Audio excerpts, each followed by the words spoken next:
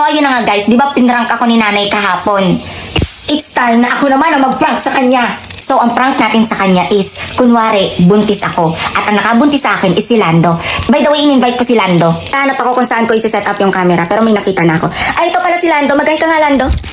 Hello guys, hello. Ako nga pala si Lando. Kasama ko si Rowena, magbibideo kami. Mag-start na pala kami. Sige, sige. So ito na nga guys, na-set up ko na yung camera. And guys, maglalagay ako nito para makatotohanan na kunwari buntis ako. Ayan, wait lang. Ayan. Diba? Parang totoo. Ayan. Start na tayo. Rowena, napakain mo na ba yung aso? Opo, napakain ko na po. Busog na nga po sila eh. Nandito pala si Lando, Nay. Hello po, tita. Uy, Lando, kamusta ka, iho? Okay naman po, tita. Matataas pa rin po yung grades. Kumain ka na? Gusto niyo lutuan ko kayo? Nay, kakakain lang po namin ni Lando. Kaya pala. Nakahawak ka sa tiyan mo. Mukhang busog na busog ka, nak. Ito po. Nagugutom pa nga po ako, Nay, eh.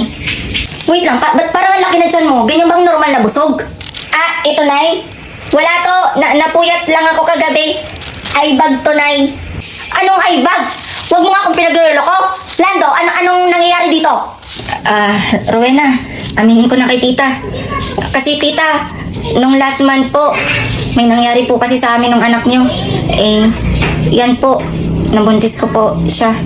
Nay, pasensya na po. Naalala niyo po niya, naglilihi ako ng butiki nung isang linggo. Yun na po yun. Ano? Yun na nga ba sinasabi ko? Paano yung pag-aaral mo? Pag-aaral niyo? Nay, pwede pa naman po akong mag-aral eh. Oo. At nagagawa mo pa talaga magbiro, ha? Lando, anong plano niyo? Tita, mag-iipon na lang po ako. Lahat po ng baon ko po na binibigay sa akin ng nanay ko po, ibibigay ko po kay Rowena. Sorry, Nay. Hindi na po mauulit. Hindi na mauulit? Ano to? Parang nakawala lang kayo ng pera? Bata yung pinag-uusapan natin dito. Tita, huwag niyo na pong pagalitan si Rowena. Ako na lang pong sisihin niyo, kasalanan ko po to. Nay, ang sakit ng tiyan ko. Ini-stress niyo po kasi ako eh. Aray. Wait, anak, Rowena. Sorry, wait lang. Anong gagawin ko? Hala, tita, wait lang po. Tawag po kayo ng St. Peter. Ambulansya po. Nay, parang may lalabas. Aray. Wait lang. Sorry, anak. Tulong, mga kapitbahay. Nay. Nak. It's a prank. Anong prank? Prank lang po yan, tita. Nagawa niyo pa talagang mag-prank pagkatapos ko mag-alala sa inyo? Hindi magandang biro to, ha? Binawian lang kita, Nay. Siyempre, pinrank mo ko hapon eh. Successful. Sayang pa naman yung luha ko. Akala ko magkakapon na ako. Pero sayang din yun. Pumunta kayo sa kwarto. Gumawa kayo ngayon. Nay, tumahimik ka nga. Nakakaya kay Lando. Saka hindi ako katulad mo, maliparot. So yun na nga guys, magpapaalam na ako. Tara na, Lando, sa kwarto. Gawa na tayo. Inay. Ano yung kiray? Inay, gusto ko nang magka-jowa. Kiray, huwag ka nang sumabay. Ang dami natin bayaring kuryente, tubig, si Chang Soling hindi pa nagbabayad ng utang sa akin. Nung nakaraang taon pa niya yung utang sa akin, sumasakit na ulo ko. Inay, ano bang kulang sa akin? Matalino naman ako. Nag-graduate ako ng class valedictorian. Tapos masipag pa, maganda pa. O ano pa ba? Kiray, paano ka magkakajowa? Ni paghugas ng epips mo, hindi ka marunong. Ang baho nangangalingasaw. Sa tingin mo, may magkaka-interest niyan sa'yo? Ang bigat. Itay, pwede pong tulungan niyo po ako. Sobrang bigat po. Para kang bakla. Kaya mo yan. Sige, Brandy, ako na yan. Hindi na, Lando. Kakayanin ko na lang to. Wag na, Lando. Kaya niyan. Malakas yan. Alam mo, kumpare, kung nakakaya mong nahihirapan yung anak mo, ako hindi ko kaya. Masakit yun para sa akin. Akala ko ikaw, Yaken. Parang sa pulang ilaw. Ang mga kumikutitak na bituin.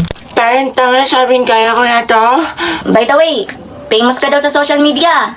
Hindi naman masyado. May ginagamit lang ako na apps. Sana all. Click mo lang yung nasa bio ko. Saka tignan mo, parehas tayo ng t-shirt. Talagang couple tayo. Akala ko ikaw, Yaken. Parang sa pulang ilaw. Ang mga kumikutitak na bituin. Inay. Pahinga akong 100 pesos pang load. Top 5 ako sa school. Top 5, top 5. Diyos ko, nung kabataan ko, lagi akong top 1, top 2. Nag-graduate ako ng college, top 1, top 2, na-maintain ko yan. Ganon ako katalino. Ay sus. Tignan mo naman ang buhay natin ngayon. Halos nagdidildil tayo ng asinay. Mas mahirap pa tayo sa mahirap.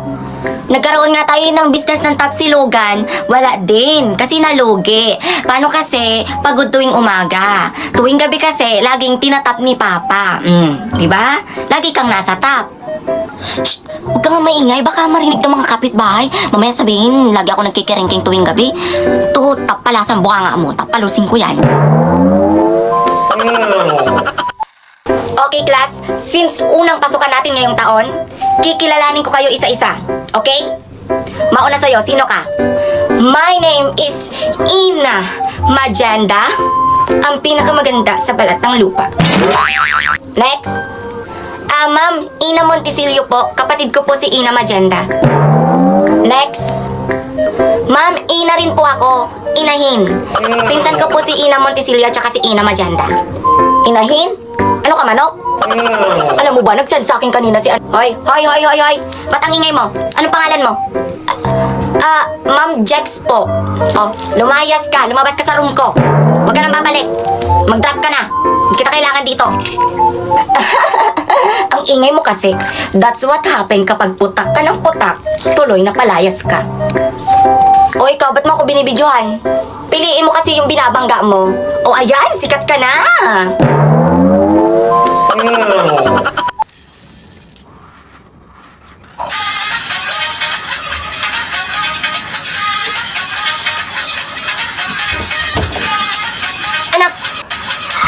Anak. Anong ginagawa mo? Group project namin, tay, kasi due date na po kasi bukas, kaya kailangan na namin magpasa. Yun. Kaya ano yan? Ito ba, tay? Shhh. Alam mo naman, tay, ganito yung tipo kong babae. Yung matangkad, sexy, tapos yung possible pa lang yung tahong. Tapos kapag unang tingin mo pa lang, malalasap mo na kagad yung bagoong. Kiray? Anong ginagawa mo? Napakabastos mo, napakasagwa mong bata ka. Anong ginagawa mo? Diyos ko, pinag-aral kita sa mataas at magalang na school. Bakit ganyan ginagawa mo? Diyos ko, susubok kita sa papa mo. Napakabastos mo. Mga araw ko, mga panahon ko, hindi ako ganyang tao. Ay! Diyos ko, susumbong kita kay papa mo. Ang ganyang ginagawa mo. Ang bastos mo. Paano ka, Nay? Nanonood ako ng Cocomelon. Saka anong sinasabi mo? Nagkakamot ako? Sino kasi nagkain ng biskwit dito? Ang dami langga. Ang kati. Ay! Tangina ka. Singilin mo na si Chang Soling. Ang utang niya. Sensya na. Kiray, ano naman ginagawa mo? Nag-aaral po ako ng mga iba't ibang lingwahe, Nay. Ayan, sipag ng anak ko. May balak ata magpa-ibang bansa. Yan ang pamilya natin. May lahing matatalino. Diba? Hindi ako nagkulang ng pangangaral sa'yo, na. Bonjour. Sige nga, pakitaan mo nga ako. Dali. Para makita ko naman talaga kung may natutunan ka na. Dali. Sige po. English. What are you doing, step bro? Japan. Yamate kudasai. Yamate. Galing na. Ang gigigil ako sa'yo. Nang lalabo yung paningin ko sa'yo. Kunin mo nga yung paracetamol. Sure! Oh, anak, ba't may lipstick ka? Wala to, tay. Nilaplap ko kanina, jowa ko, putok labid, dugo to, tay. Akala ko pa naman kung ano, ha, tigasin tayo dito, walang palambot-lambot, ha. Kamusta pag-gym? Opo. Natapos ko kanina yung 221.2.4 century push-up. Nice. Siya nga pala, anak, magiinuman kami ni kumpare. Sama ka ba?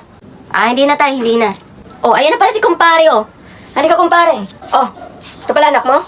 Go!